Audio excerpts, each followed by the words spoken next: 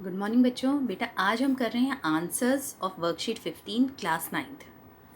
आज हम बेटा इसके बारे में बात करेंगे। Let's discuss the answers. ठीक है, आप लोगों ने ट्राई किया होगा। अब इसके हम ज़रा आंसर्स डिस्कस करते हैं।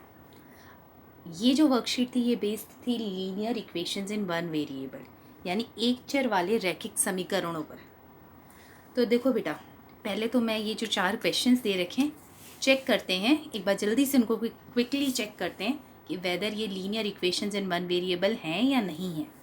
तो देखो बेटा, सबसे पहले इन चारों इक्वेशंस में हमारा जो फर्स्ट कंडीशन थी वन वेरिएबल, यानी एक चर, एक ही चर होना चाहिए, दो चरों में ये इक्वेशंस नहीं होनी चाहिए। तो आप देख रहे हो हर जगह एक ही चर है, यहाँ भी एक्स है, यहाँ भी एक्स है, इधर भी एक्स ही है, दोनों जगह सेम ही चर है, तो यानी इसको हम एक ही चर मानेंगे, एक्स ही है। यहाँ पे भी आप देख रहे हो एक ही चर है वाई, यहाँ पे भी एक ही चर है एक्स। तो चारों क्वेश्चंस में एक ही चर है। सेकंड कंडीशन है लीनियर, यानी रैखिक। इसका मतलब है कि वो जो चर है आपने अभी अभी देखा है, उस चर की क्या हाईएस्ट पावर 1 है, यानी उसकी घात, हाईएस्ट जो उसकी घात है, सबसे बड़ी जो घात है वो 1 होनी चाहिए। तो हाँ देखो बेटा, यहाँ पे x की जो घात है 1 है। इस क्वेश्चन में दो जगह x है, मगर दोनों ही जगह उसकी पावर 1 ही है, तो हाईएस्ट घात जो है x की वो 1 ही है। थर्ड है, इसमें y है, y की भी हाईएस्ट घात 1 ही है। ऐसे ही बेटा जो फोर्थ क्वेश्चन यहाँ पे इन्वॉल्व है उसमें भी x की हाईएस्ट पावर 1 ही है। तो अब ये हमारा सेकंड कंडीशन भी फुलफिल्ड है। थर्ड क्वेश्चन में, थर्ड हमारी जो कंडीशन थी उसमें हमें इक्वालिटी का साइन चाहिए। तो वो तो आपको दिख ही रहा होगा कि चारों क्वेश्चंस में इक्वालिटी का साइन है, तो यानी चारों ही क्वेश्चन समीकरण हैं। अब हम one by one in questions को स्टार्ट करते हैं। पहला क्वेश्चन है 7x - 9 = 16। इस क्वेश्चन को स्टार्ट करते हैं बेटा। 7x एज इट इज़, क्योंकि इसमें वेरिएबल है तो हम इसको अभी लेफ्ट हैंड साइड में ही रखते हैं। ये जो -9 है इसे पहले सेपरेट करते हैं यहाँ से। तो ये जो -9 है ये उधर जाके हो गया प्लस का 9। 16 यहाँ पहले से ही था तो उसे हमने टच नहीं किया। ये जो -9 है इसको उठा के मैं उधर ले गई, तो ये हो गया 16 + 9। 7x एज इट इज़, 16 + 9 हो गया बेटा 25। और ये हो गया, अब ये जो 7 है बेटा यहाँ पे, ये यहाँ मल्टीप्लिकेशन में है, तो ये वहाँ जाके हो जाएगा आपका डिवाइड में। तो आपका आंसर आ गया बेटा 25/7।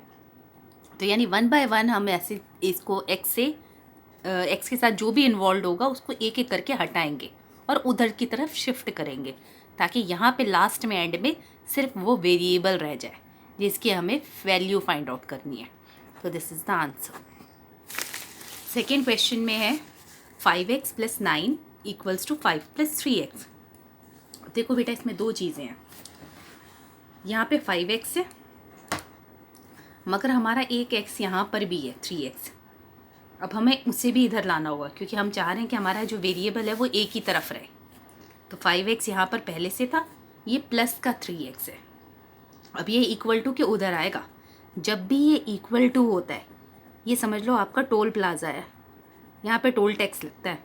अब ये 3x कह रहा है मुझे उधर जाना है, तो अब इसको टैक्स देना पड़ेगा। ये प्लस का 3x है, वहाँ जाके ये हो गया -3x। ऐसे ही 5 वो यहाँ पर है, तो इसको तो कुछ नहीं हुआ, ये तो एज इट इज़ रहा। मगर ये जो प्लस का 9 है ये कह रहा है भाई मेरे साथ तो कोई वेरिएबल है नहीं, तो मुझे तो यहाँ से हटना पड़ेगा। तो ये +9 ये उधर जाएगा, तो ये बन गया -9। अब बेटा 5x में से 3x गए, ये हो गया आपका 2x। 5 में से 9 गए, -4। अब ये जो x के साथ जो 2 है ये मल्टीप्लिकेशन में है, तो अब इसको भी हटाना होगा x को, क्योंकि x को अपनी इंडिविजुअल वैल्यू जाननी है। x चाह रहा है कि मेरी अपनी कितनी वैल्यू है, तो उसे 2 को भी हटाना है यहाँ से। तो ये जो 2 है ये x के साथ मल्टीप्लाई में है, तो ये वहाँ जाके डिवाइड में आ गया, और जब आप 4 को 2 से डिवाइड करेंगे तो ये आएगा -2। This is the answer. ऐसे ही बेटा आप थर्ड क्वेश्चन करते हैं। 15/4 - 7y = 9। अब देखो बेटा, इसमें 15/4 ये कांस्टेंट टर्म है, तो इसी को उधर जाना होगा। ये प्लस का 15/4 है, इसको हम उधर ले जाएंगे तो ये हो जाएगा -15/4। प्लस का 15/4 था, ये वहाँ जाके हो गया -15/4, और माइनस का 7y यहाँ पर एज इट इज़ है। अब ये माइनस का जो 7y है ये बिल्कुल एज इट इज़ यहाँ पर है। अब यहाँ पे हम एलसीएम से सॉल्व करते हैं। इसके नीचे कुछ नहीं है, यहाँ पे एलसीएम ले लेते हैं 4। 1 4 सा, तो बेटा अब आ गया आपका 1 × 4 4 4 9 सा 36। 4 को 4 से डिवाइड किया 1 1 × 15 15। ये आपने एलसीएम लिया है यहाँ पे। अब ये आ गया आपका -7y यहाँ पर एज इट इज़ है। 36 में से 15 गए तो आपके पास बच गया है यहाँ 21, और नीचे 4, ऊपर 21 नीचे 4। ठीक है, अब क्या करेंगे, ये जो -7 है ये कह रहा है अब मुझे भी हटाना पड़ेगा, यहाँ से हटना पड़ेगा, क्योंकि y को अपनी इंडिविजुअल वैल्यू जाननी है।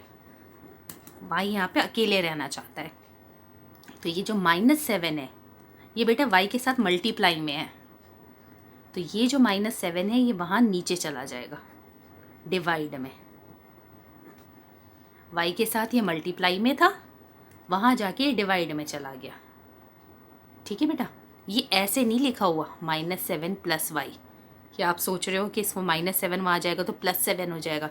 ये -7 इस y के साथ मल्टीप्लाई में है, तभी तो -7y लिखा है। ठीक है, तो बेटा ये जो -7 है ये नीचे आ गया।